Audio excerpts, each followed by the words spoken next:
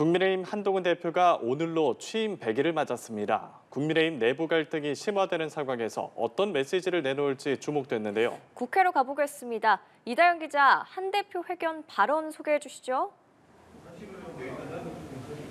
네, 한동훈 대표가 취임 100일 기자회견을 진행하고 그동안의 소회와 앞으로 당을 이끌어갈 방향을 밝혔습니다.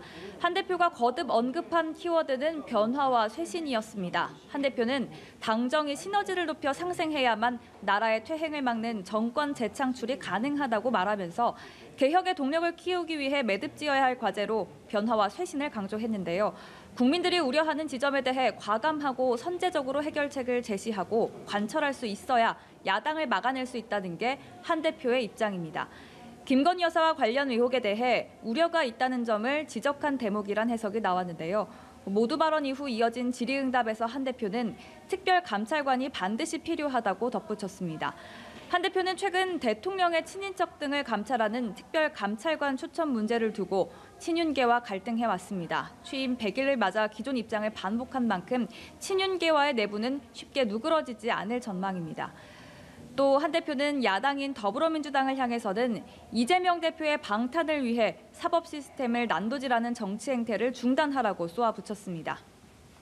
더불어민주당 이재명 대표는 오늘 보수 정치 인사로 분류되는 윤여준 전 환경부 장관을 만난다고요. 그렇습니다. 잠시 뒤 이재명 대표가 보수 진영 원로 정치인인 윤여준 전 환경부 장관과 만납니다. 서울의 한 식당에서 오찬 회동을 갖는데요. 당대표 관계자는 전국 전반에 관한 이야기를 들을 예정이라고 설명했습니다. 특히 경기 침체 문제 등에 대한 대화가 오갈 것으로 예상됩니다. 이 대표는 지난달에는 중도 보수 인사로 분류되는 김종인 전 국민의힘 비상대책위원장과 이상돈 전 국민의당 의원을 만난 바 있습니다.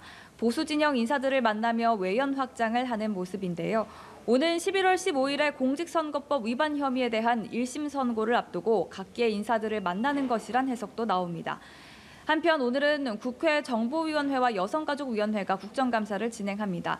군 정보당국을 대상으로 한 정보위 국정감사에서는 북한군의 우크라이나 파병 관련 동향과 정부 대응책에 대한 질의가 이루어질 전망이고 여가위 국정감사에서는 딥페이크 범죄 대응 문제가 화두가 될 것으로 보입니다. 지금까지 국회에서 전해드렸습니다.